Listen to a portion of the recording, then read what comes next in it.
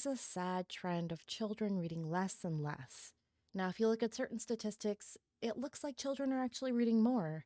But these statistics usually focus on college kids, not small children, and certainly not children reading for pleasure. If you're stumbling across my channel for the first time, there's a good chance that you love literature and the art of storytelling, and therefore you see this for the travesty it is. Sadly, this is statistically impacting boys at a higher rate.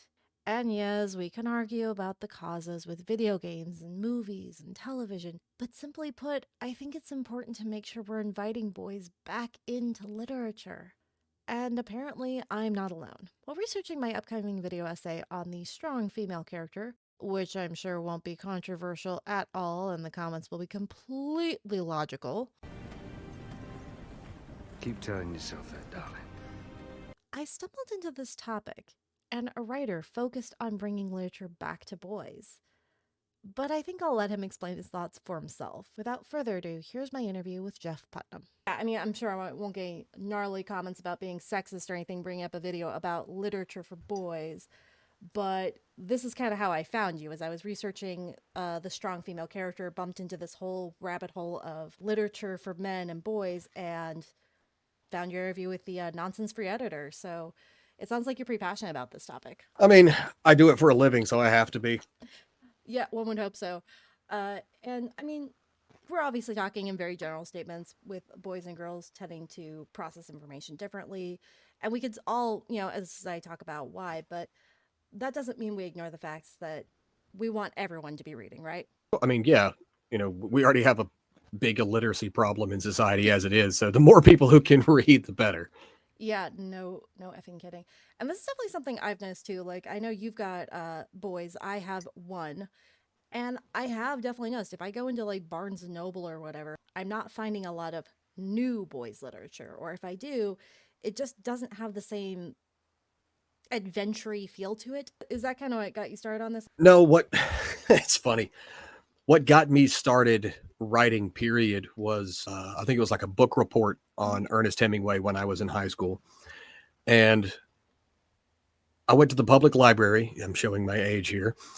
When I had to, pay 10 cents per printed sheet. And I saw this picture of Hemingway online, and he was shirtless on a sailboat holding a machine gun, and he was shark hunting. And I thought, if this is what a writer does, I absolutely need to be a writer. And I love that. I still haven't done it yet, but what got me into writing adventure was my wife made a remark one day that I watch the same movies over and over again. So I'm a disaster flick guy. I'm a creature feature guy. Mm-hmm. The 90-minute action movies from the 90s and the 80s are probably the greatest that'll ever be made. And I can sit there and I can watch, the Indiana Jones series back to back, just the first three. I only watch the other two to judge them critically. But I kept thinking, I want more movies like this. I want more stories to be told like this because they're fun. There's no message or preaching behind anything. I think it was Goldwyn Mayer said sometime back in the early 1940s, might have been early 1950s. He said, if you want to send a message, use Western Union, not a movie. Obviously, there's the dumbass backlash from Snow White right now online, which is just hilarious to watch. But there's this over focus on, oh, we have to get this narrative out there. You know how people get that narrative out there traditionally? By wrapping it in a good story. Yeah, focus on that first. You have to care about the source material. You can't just say the name sells. And so we're going to beat this IP to death with a bloody hammer until we just squeeze every single cent out of it. And then we throw it away after we've ruined it. And we're going to tell everyone else that they're wrong for not appreciating the art. But you mentioned earlier that, you really enjoy Indiana Jones. Does that have anything to do with the fact that you've got Pulp Fiction Nazis going on? Does that relate in any way in your books? Kind of. Someone asked me not long ago how I come up with the antagonists. Mm-hmm. Well, in my Cole Harper adventure series, it takes place just after the Second World War. Mm-hmm. And I'm one of those random history nerds that knows more than he should for no reason at all about random obscure things of history. And if I'm going to create a fun plot driven adventure novel, Mhm. I need to have villains that believe in their cause. And when I picked the Spear of Destiny, the Lance of Longinus, um, I knew somewhere in the back of my head, yes, Himmler and all of the other weirdo Nazis were very much into the occult. I think they turned Wewelsburg Castle into their own little Camelot, and they were after all these religious artifacts. So who better to be after a religious artifact a few years after the end of World War II than some disgruntled Nazis? And I think that does kind of lead really well into the first clip that we discussed, which was Indiana Jones and the Rares of the Lost Ark.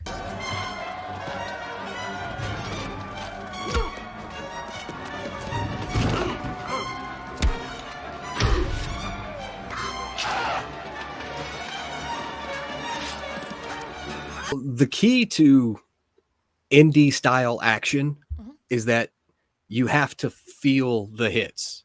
You have to taste the dust and the weight of every single decision that's made, because it's not made in a vacuum. It's made out of desperation.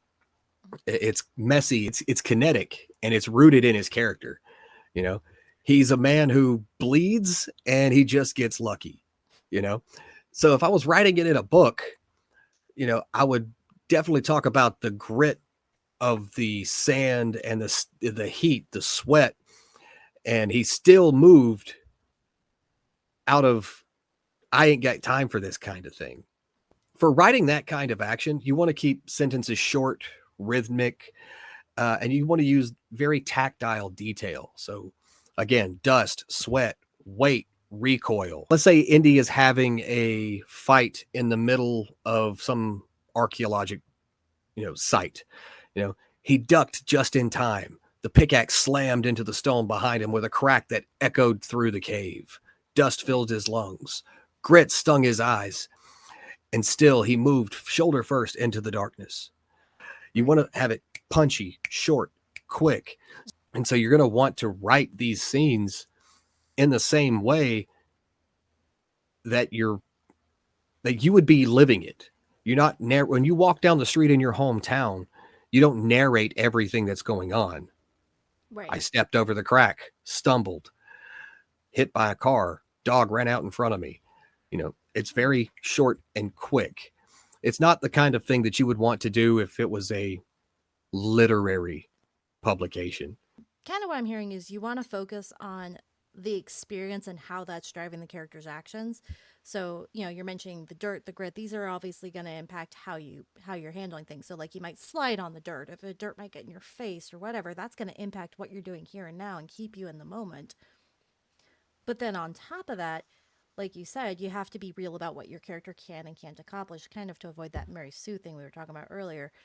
If they can do everything, you get bored. But if they find a creative way of solving a problem, it's like, now I'm invested. Things happen in flashes, in fights, and in action scenes. But if you try to get too technical into it, it loses all of its weight. And you can accomplish these things with the quick camera shifts when it's a video medium. But in the book, you need to just think of it as a staccato burst of fire. It's Right. uneven, it's unorganized. You know, And you he, have very little time to focus on very important things. yeah, you don't have smile, eyebrows, facial expressions, hand gestures, in a book. So you have to let tone carry personality, whether it's sarcasm, dry wit, sentimentality.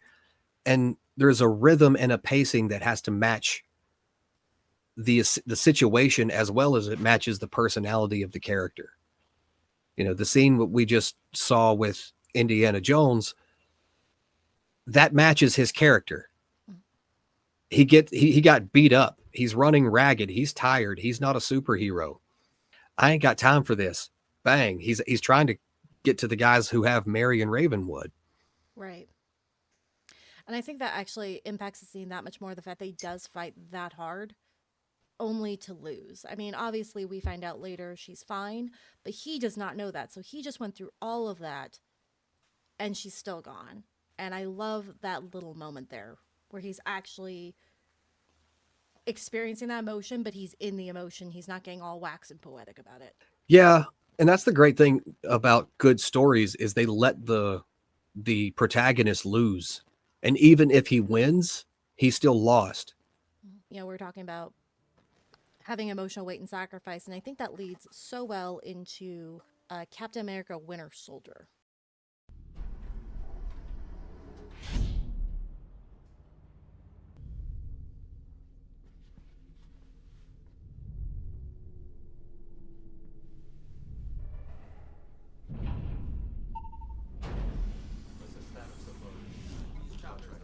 Administration's level.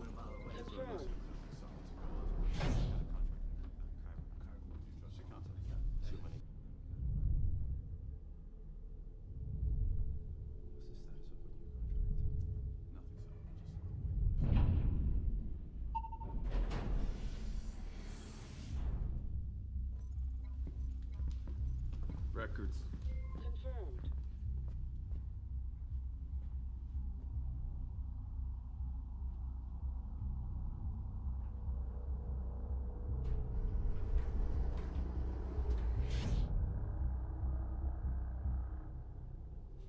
Before we get started, does anyone want to get out? There's two things I personally noticed, and the first one was that little bit of characterization right at the beginning just has that chivalry right there before the battle, and I love that before they use that tight space to its best advantage.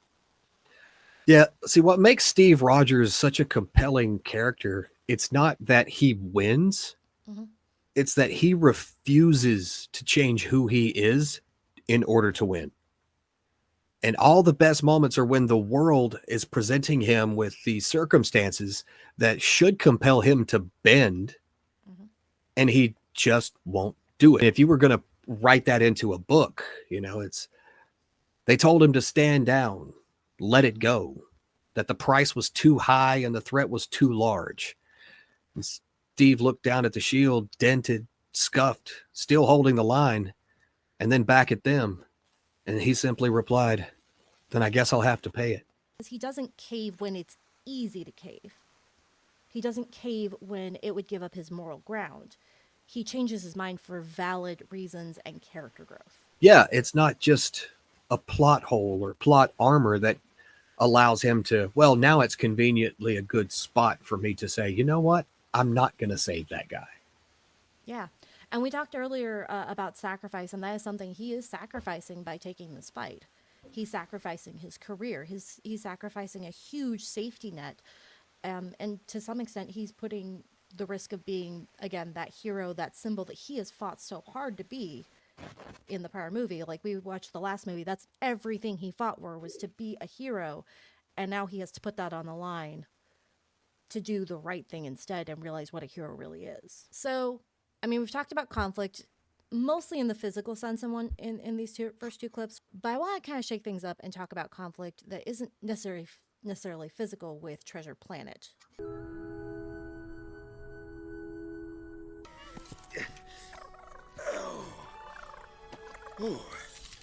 Oh, this poor old leg's downright snarky since that Gabe attack we had in the galley. Eh?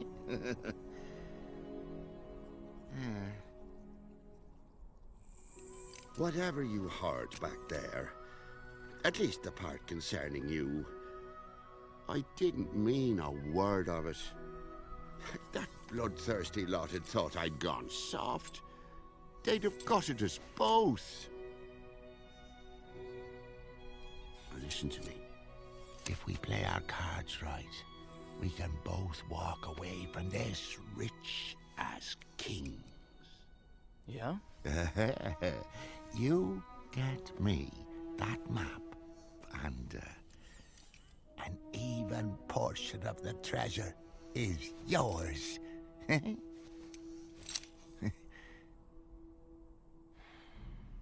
Boy. You are really something. All that talk of greatness, light coming off my sails.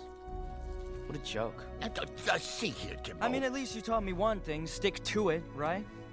Well, that's just what I'm gonna do. I'm gonna make sure that you never see one doubloon of my treasure. That treasure is owed me by thunder! I'll try to find it without my map, by thunder! Oh, you still don't know how to pick your fights, do you, boy? Now, mark me. Either I get that map by dawn tomorrow, or so help me, I'll use the ship's cannons to blast you all to Kingdom Come!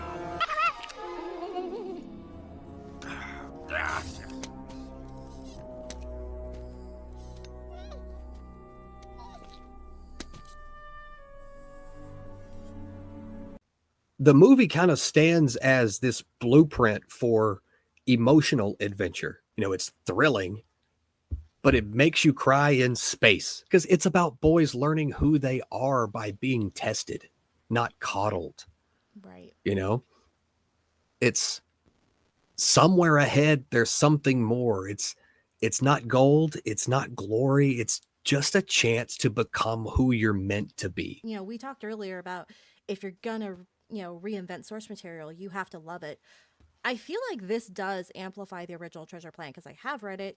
It's honestly a little boring in my opinion, but they did so much here with Jim's character and also creating a relationship with Long John Silver that was not present in the original story. So they clearly loved it and decided to go with it. I think the screenplay for Treasure Planet should have been the book,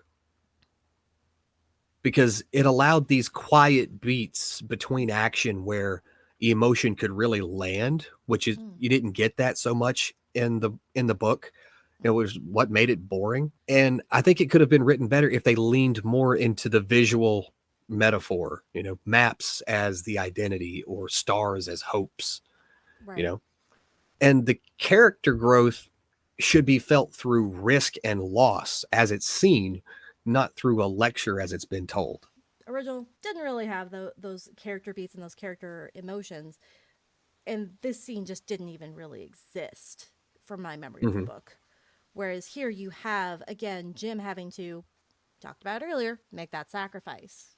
He has to choose between doing what's right and doing what's easy, and also this emotional relationship he's built with a, final father figure. What it did is it added another conflict for Jim to have a reason about why Jim is Jim. Right. Yeah, because I think the original, it just assumed, oh, he's a boy, so he wants to go have an adventure. And granted, the movie also made a very, I think, intelligent choice to age Jim up. In the book, he is a boy, not an adolescent.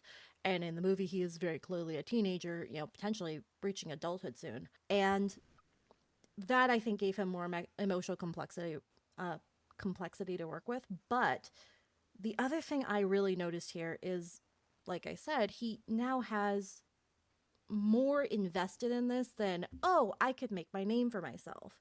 It's more about proving that he's more than just that troubled kid. It's kind of a prominent function of all boys and young men that they have to prove themselves. If you're looking at Jim and he's seen in this light as well, he's just this troubled kid. He's probably going to be, a ragamuffin kind of guy. And he doesn't really have a compelling reason to not be, unless you understand how young men and young boys are. We literally have daydreams about telling our family, go get out of here. I'll hold them off, and dying in a valiant last stand. He's proved to everyone else that he's just as capable. He's more than what they saw, but he had to find it for himself because he wasn't really aware of it. He just knew something was there. Yeah, and there's this really touching scene. Like you said, it makes you cry in space. The scene where Jim thinks that he has caused the first mate to die. He has this emotional consequence of thinking he's effed up again. And here's Long John Silver, who's not supposed to be attached to this boy. And he is putting in this complexity of telling this boy, you are good. You have greatness. You just have to actually go for it. And there's so much subtext in that scene that you just don't realize as a kid. But as an adult, you realize, like, he didn't have to say that. He could have told him to tie the knot better next time. And it just adds so much more later when we do get to this conflict where it's like, Jim's like, yeah, like, I'm going to believe you this time. Yeah, it shows that even your antagonists aren't one dimensional. Mm-hmm. They are who they are because, like I was explaining with the Indiana Jones and, having the Nazis as the villain, they believe their way is the right way. Right. And they do it, and good villains do it in a way that almost makes sense to even the reader or the viewer. I could kind of see it that way if I was in his shoes. Well, even with Long John Silver, I don't think he thinks he's necessarily doing what he thinks is right. I think he knows he's a, scallywag. But I think he thinks it's justifiable. I think he thinks it's a doggy dog world, if you will.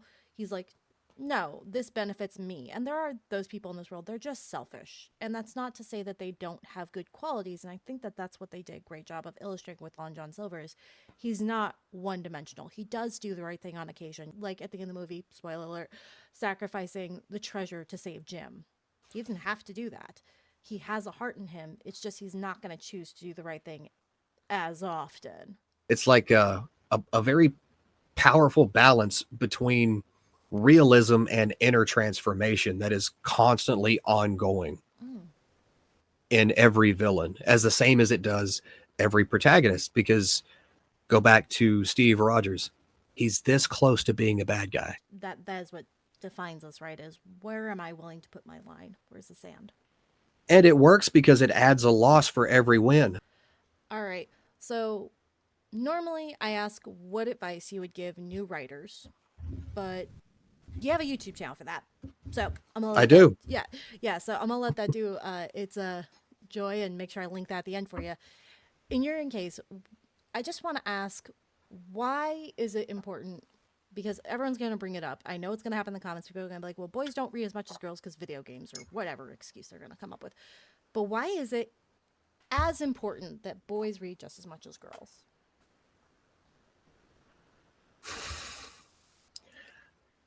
I think the answer to that is more along the lines of, would you tell anyone that they shouldn't learn how to read?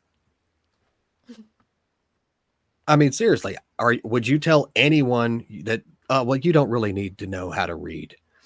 Like, my kids love their video games. They do. Mm-hmm. And given the choice, I'm pretty sure they would rather play video games than do anything else. Except that's not the case, because I never made reading a punishment or a chore for them. I want to read comic books. Well, then read comic books. They're reading, and reading those comic books developed into thicker graphic novels or the little manga. Yeah. It still expands books. your mind. And it's still expanded. And I don't know about you, but when I was reading everything under the sun, I was the kid that got kicked out of my house because I wouldn't ever go outside and play. And I got kicked out into the yard and said, don't come back until you're done playing. And I'm just sitting under the tree because I smuggled a book out. I mean, can you go down and list 5 benefits of that girls have from reading more when they're younger? Yeah, absolutely. I would have been more emotionally mature. I would have had, the list would go on and on. Well, those same lists apply to boys too. Yeah.